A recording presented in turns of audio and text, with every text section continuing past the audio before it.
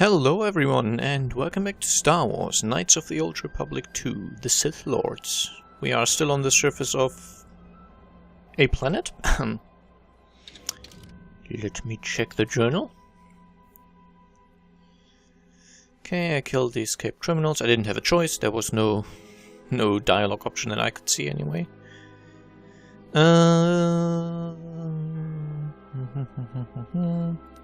Why does none of these things tell me what the planet is called? I completely forgot.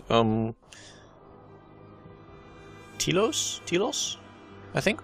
Anyway, we're in one of the restoration zones where the planet is basically being, I guess, terraformed a little bit. It was destroyed and now we're basically getting it back into shape, or rather not we, someone else is getting it back into shape. And there's a bunch of people down here working for, I think, Zerka.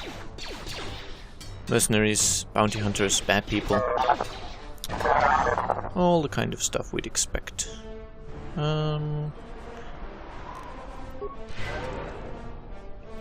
Okay. So, what did you drop?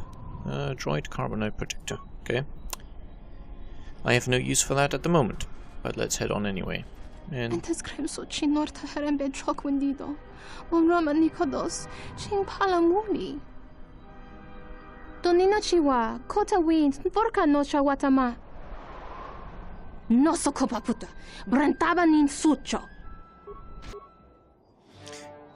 so they're trying to do then, I don't know, stun me maybe? Okay, you, instead of doing random stuff with the warbots, why can I not... No, don't. I want you to take care and recover the mines. Okay, never mind, it's not gonna work because the other guys will trigger them by just running over. Well, not that one actually, funny enough. Wait, what, failure? He has maxed out. Minor frag mine. Am I failing because I'm in combat? And that supposedly distracts me? That doesn't make sense. I have maxed out explosives. You should not be failing things. Oh well. Yeah, just start punching, I guess.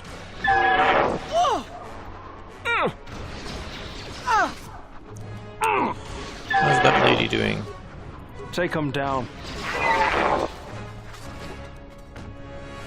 Let me handle this. Mercenary droid master. Oh well.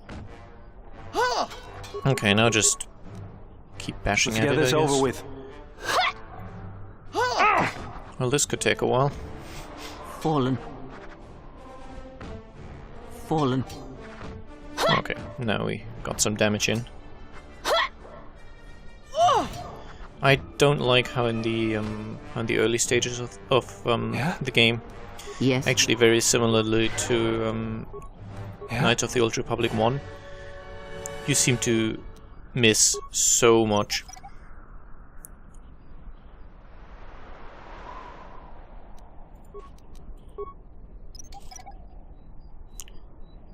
It's just, I don't know, I find it a nuisance that you...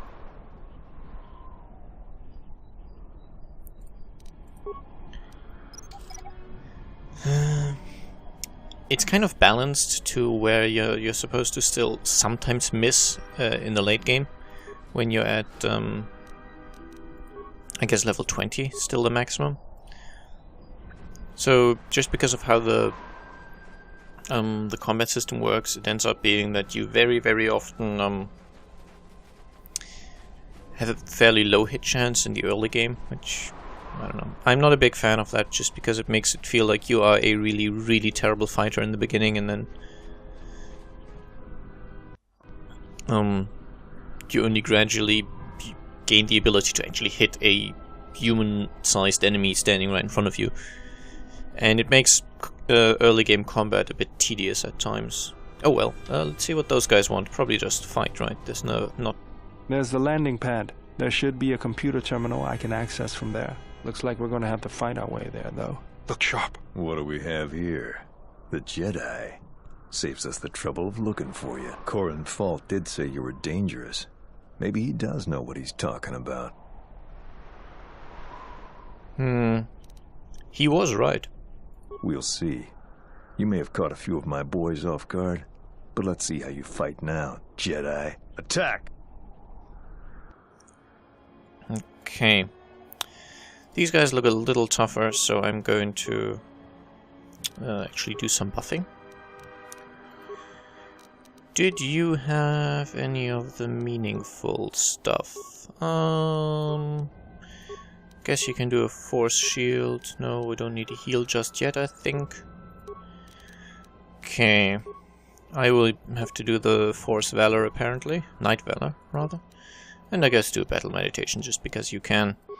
And you can just take on this mercenary and start, you know, just hitting it, I guess. Yes, just stack up your... Okay. I specifically told you to attack someone else. I'm not happy with how the game's AI works. I don't think those issues existed in the first game, but it's ridiculous. I can think of no reason why that would have to be the case, why they couldn't, you know, make me giving a command actually mean something. Why does it have to ignore my command at first? Okay, we're currently fine. Let's get this over with. Except my buffs have already worn off. All of them? That's... Wow. I expected they'd last a little longer, but apparently not. Let's get this I over have with. enough left for another night speed. Oh, and someone's throwing grenades apparently. Ah well, we'll be fine. But yeah, you've seen that quite a few times now, where I queued up actions, and it then decided to, you know, do a different action before what I queued up happened, even though it's not in the queue. So it, for example, it would just, you know, do a single standard attack before. Yay for terrible video compression problems. Why are you... You're not doing very well, are you? So what you will do is actually use... Do I have advanced med packs? You have. Okay, just use one then. One might be enough. And then do some disable droid stuff. Yeah, that's easily good enough. I didn't need the life support pack at all. Let's get this over with. Okay, you should be out of force points now, right?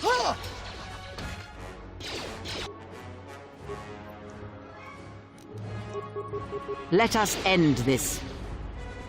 So in this case it made sense, because I still had the standard attack queued up there, which was on a different enemy. But I specifically removed all those standard actions before queuing up my force powers earlier. And it decided to ignore that anyway and just do the standard attack on a random enemy first before doing the force powers that I had queued up. Even though I hadn't actually... Even though I had specifically actively removed those from the queue. And I find that a bit annoying that it can't handle that. I am going to wait a little while to regenerate. Mostly my force points, actually. I hear you. And also scratch my ear. Yeah. I hope that wasn't too loud, but... Hey, someone told me it adds personality if you do that kind of stuff. I will still try to edit it out if I remember, but knowing myself, I tend to forget. How's the force points looking? How are they looking? Not even halfway there. No, we'll have to wait a little while longer. I know I'm somewhat negative about the game. It might change as we progress, but just what I've seen of it so far does not feel anywhere near as good as the first game. It seems to have added a lot of issues that are a little... I don't know. It feels like lazy design in some cases, where just because of how I experienced the games, the first game seemed to offer me a lot of choice and options, and in very many cases it seemed like, you know, if you're good at persuading, or if you've talked to the right people, there will often be a peaceful option to resolve conflicts. And it seems like in this game you will have the dialogue option of saying, you know, why don't we try the peaceful option? but then it just means that after the fight you get light side points instead of dark side points. Some peaceful stuff has kind of worked, I guess. And like the smuggling ring, I guess we had the choice of joining the smuggling ring or exposing it to the security forces and stuff like that, but I don't know, in general it feels like my my decisions have very little consequence because they couldn't figure out a way to make it work. For example, the mining facility thing, where we were supposedly given the choice of, you know, blowing it up or not. And because they needed for the story to have the facility blown up, and they didn't want to split it so that, you know, that bit of story only happens if it's actually blown up. They decided, you know, if you don't blow it up, someone else will. Just so that they could be consistent and wouldn't have to make 2 sets of dialogue depending on whether or not the facility had been blown up. Which it just feels clumsy and a bad way to solve the issue. Let's get this over with. I would have preferred if they just somehow made the choice matter, which in many cases it doesn't seem to. The criminals we found down here, there was no way to talk them into surrendering because it would be the smarter option. And these mercenaries, the only option we had was bribing them, which I'm not convinced that would have worked at all, and I don't know, I'm not a big fan of bribing.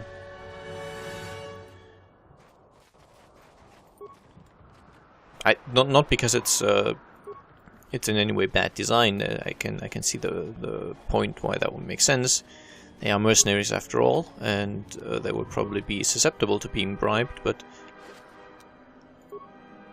I just don't like spending money on bribing in this sort of game.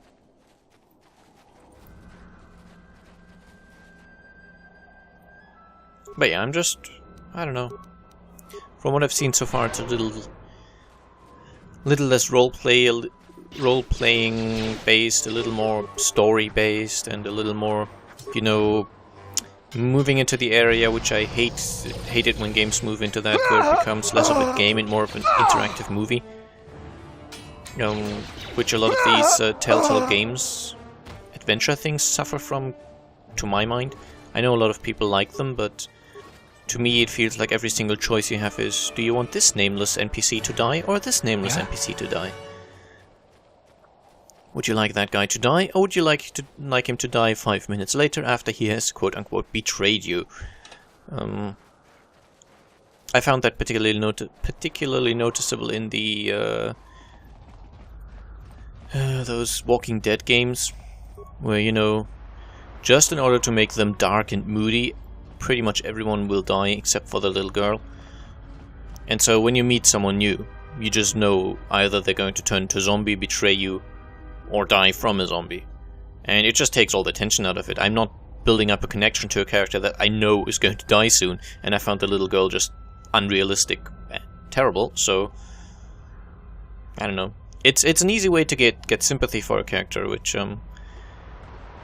I'll just do some story stuff first. Hopefully I'll be able to access the SHIELD network from this console. Good, it's functional, and my passcodes still work. Now let's find your ship. TSF said the Ebon Hawk wasn't at any sanctioned landing site. What makes you think you can find it? The TSF probably thinks the ship was put down in the wastes, but they don't know the planet as well as I do. Telos' atmosphere has been turned into acidic vapor. Landing a ship in the wastes would be like sealing it in a hangar full of hungry Minocs. So that means there's probably an unsanctioned landing site somewhere on the planet. Still shielded, but not a restoration zone or other listed facility. That's why I need access to the SHIELD network. Here, a small anomaly in the SHIELD network's power grid. I'm not surprised the TSF didn't spot this. It's subtle, more like an error or random flux than anything suspicious. You see, again, I can't help but wonder, in the first game, they might have made a minigame out of this, where you have a little puzzle to solve to find out where the imbalance is. Just, you know, like the 4 droids on Tatooine that had been manipulated by the guy's wife so that they would kill him or something. And you had to do those 4 tiny little puzzles to deactivate them, or rather to restore their functionality. Just do something instead of, you know, having nameless NPC, or, well, he has a name, but having NPC number 7 tell us, okay, I fixed your problem, this is where we need to go. Anyway, what is it? It looks like power is being drawn to generate a shield over a small area in the polar region, but nothing should be down there. Orbital cameras show nothing, just an empty mesa. We should investigate this. I feel this is the best bet of finding the Ebon Hawk. Okay, so how do we get there? That's a little tougher. According to the computer, a shuttle is currently docked inside the research facility. At least there was at last report, though that was months ago. So we don't know that the shuttle will still be here or working. I don't, but that's not going to stop me. I'm getting back to Citadel if I have to build a new ship myself. Okay, let's go then. There's one other small problem. Recently, Zerka teams that were sent into the military facility have not been coming out. But it's not as though we have any choice. Yeah, let's go. Oh, has everyone turned into zombies? That's what I found so annoying. I'm just going to continue talking about what I talked about earlier. It's a point I find really annoying about that Ori and the Blind Forest game, where it's just so obviously manipulative. They didn't have a good storyline.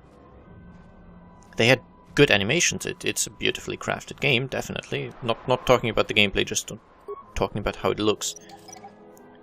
But it's so easy to fool people into thinking that it's got a deep and engaging storyline by just putting up, you know, oh, it's a cute little baby, oh, it lost its mom, isn't that great, oh, it's so helpless in the big bad world. We are genetically programmed to feel affection and protectiveness for something small that looks like a baby. That kind of makes sense. But I just can't help but feel hugely manipulated if that's kind of the only thing the game has going for itself. If there's no... I don't know. You know, in the first bit, you see that this little thing is, oh, it's so helpless without its mother, and oh, it died. Isn't that sad? And then, for the entire rest of the game, firstly, that kind of motivation gets completely removed, and suddenly, actually, you need to save the world. And all the ineptitude of that, supposedly being a helpless little child, is completely gone because it suddenly can solve all the problems by itself. And then, in the very end, the entire sort of tragedy of the thing having lost its mother goes away when it's just, you know, wave the magic wandy and there's your mom back. Don't lose her again, or I'll have to wave my magic wandy again. I don't know, it takes tension out of it for me. Oh, shouldn't walk over that. And Feels I guess, like yes, poison. my NPCs are not smart enough to avoid that. Probably can't do much about the force field, right? Let's go. Right. Yeah, I suspect I'm going to have to do something else before I can get in there.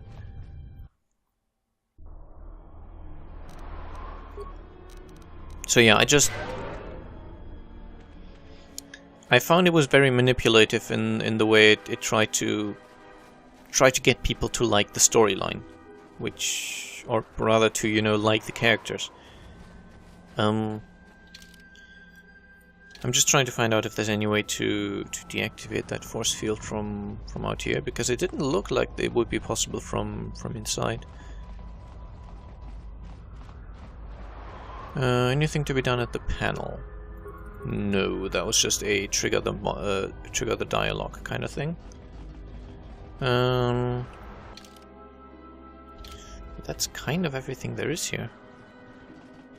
Actually, no, this was guarded, wasn't it? There were 2 mercenaries standing in front of... Never mind. It was guarded, but I don't think it was meant to do anything. It was just kind of a place to put two enemies. And yeah, it's... I don't know. I mean, I guess it works. It's easy enough to get affection for a cute little baby that lost its mother. That's, as I said, we're kind of genetically programmed to feel affection for that. But, and you just know from seeing that intro that the game is going to get great reviews and it's going to get an overwhelmingly positive rating on Steam and all that. And, I don't know, I feel that's not really deserved.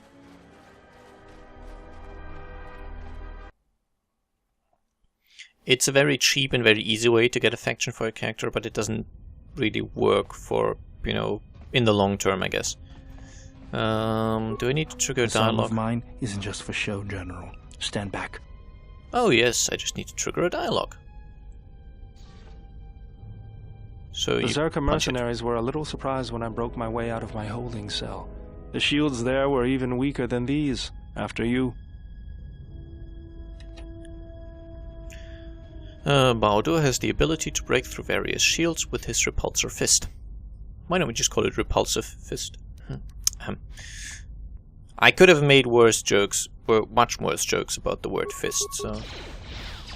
Feels like poison. Yeah, it does, doesn't it? Poisoned. I would just like to go back and praise the AI in Divinity Original Sin, which actively avoids walking through poison traps.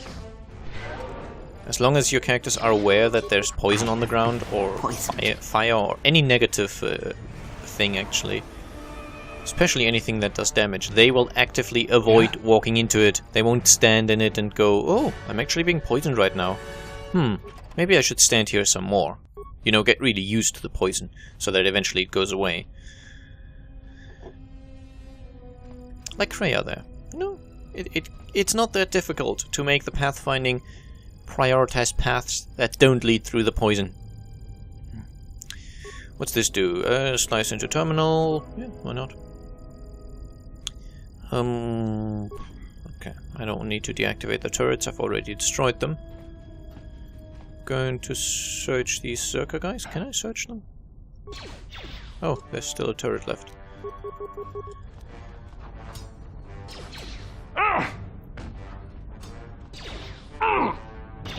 This won't take long.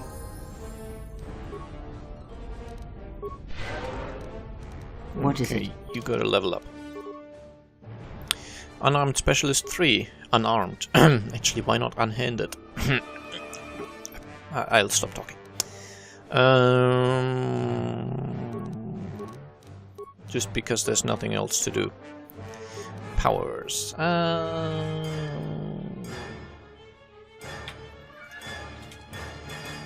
Since I've discovered I don't need to have both of them have certain buffs, I will actually... I don't know. It's difficult to say. Revitalized. This power allows Jedi to rekindle the life energies of a non-droid fallen ally.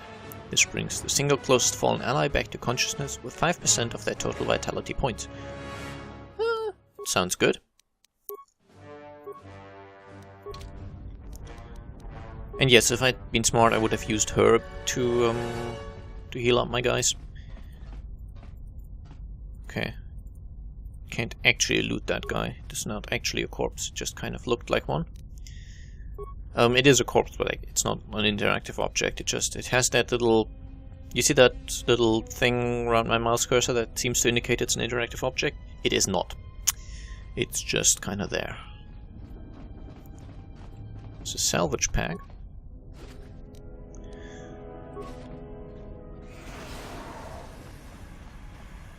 Would anyone else like to stand in them? I have been poisoned. Yes. Let's yes, go. You have. You there. Do I just have... Okay, just probably bash it? Yes. Okay. It's easy enough. Just a crit strike, I guess. Ouch. Well, that was kind of painful.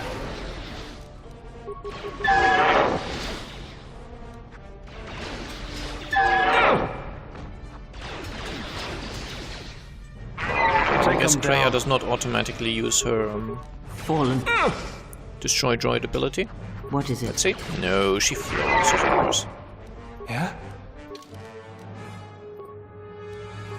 Why does everyone get unarmed specialist? Is that just kind of something every character gets as they level up? Might be.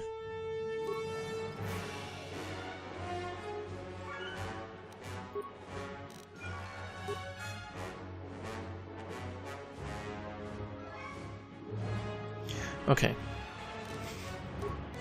I'm going to keep those 2 points. I'm not certain of if those the large amount I got was the amount I get every level up, or if that was with leftover points from previous level ups. So I'm just going to keep them. And yeah, wait for future level ups to make my decision of whether I want to use cross-class skills or not. This is a dead end.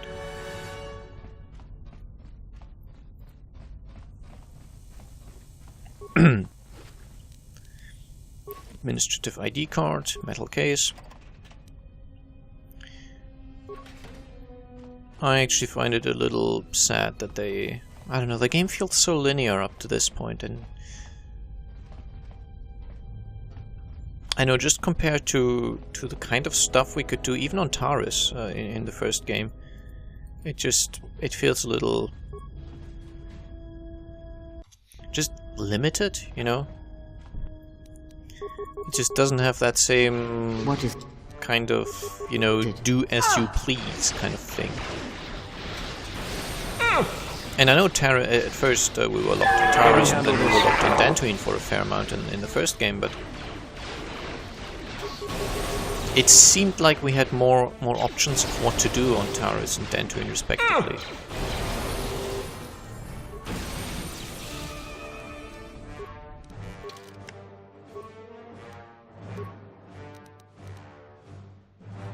Okay, definitely persuade. Yeah, I guess let's go with it. Powers.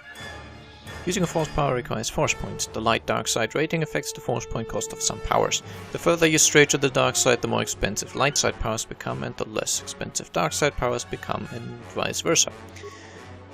Determination Chi-Cho lightsaber form. What? Is that another one of those that don't actually appear in the list? Looks like it, yeah.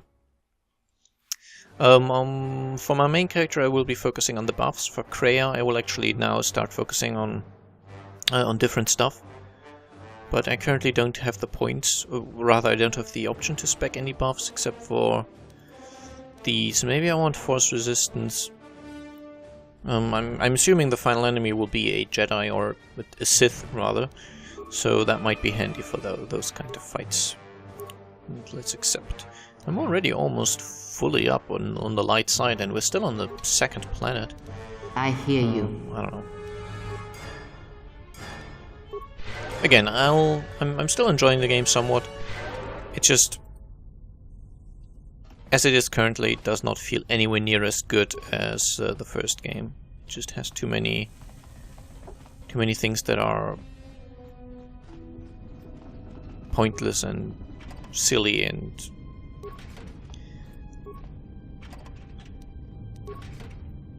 I don't know. You've heard me, but it has too many of those. Let's go.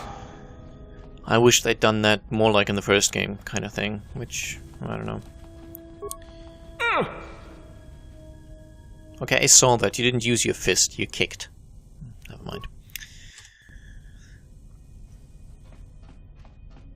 I guess you could consider it similar to what Dragon Age Origins suffered from. Cancel combat. What is it?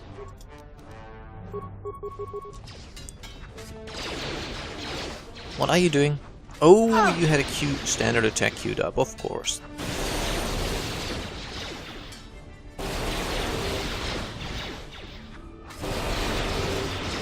Yeah.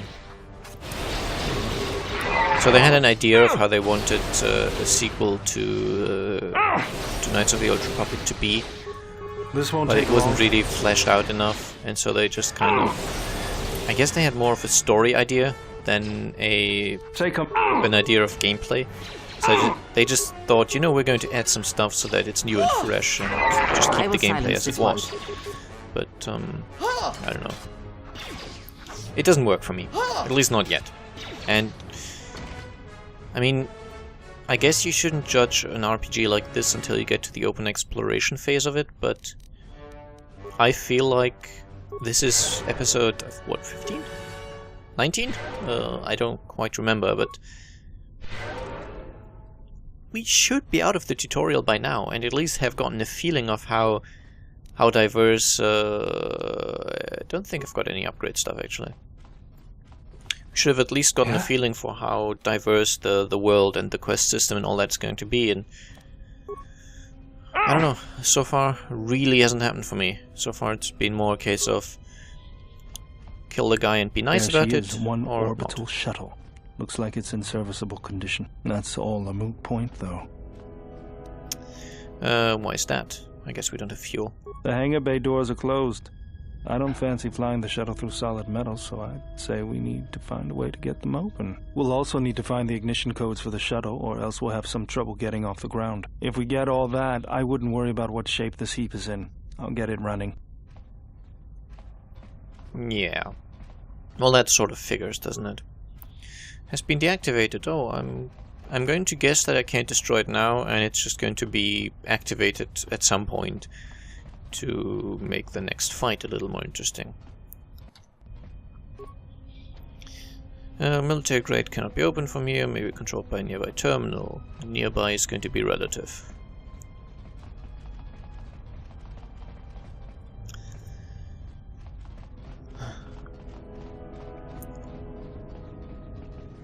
So yeah, I feel like I might be, you know, bashing the game a little too much, but I don't know. Don't make terrible games if you don't want me to complain about them, I guess. Again, that was not your repulsive hand. Bunch of lockers. Okay, a bunch of stuff. I don't think any of...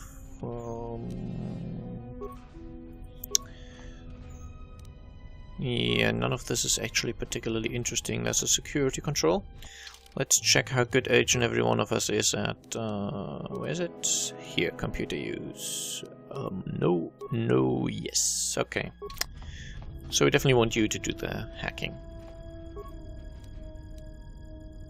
Turn off the gas vents. Okay, I would not have needed any hacking skills for that. It's just sort of a terminal which says... just like a big button. Turn off gas. Turn off, you know, security systems. I don't know, am I becoming too negative? Is that becoming an issue? What's going on? Is it... How about you actually do what I tell you to? I'll have this open in no time. Child's play. And here's the bay control. Okay, that was easy enough. Now we're just going to need to get through here, I guess. I'll have this open in no time. Child's play. But I'll actually end the episode here. I should stop hating on the game, really. Just, yeah. I'll give it a chance and wait until we've gotten off the second planet, and, you know, it should open up by then, giving us the option to actually fly to different destinations and all that. I mean, we have seen that the Ebonhawk still has the galaxy map, so I suspect there's going to be the option of, you know, you're going to have to visit these 5 planets to, I don't know, do something. And the order in which you do it is kind of up to you. At least I'm guessing so. Anyway, I hope you enjoyed, and I'll see you again soon. Bye bye.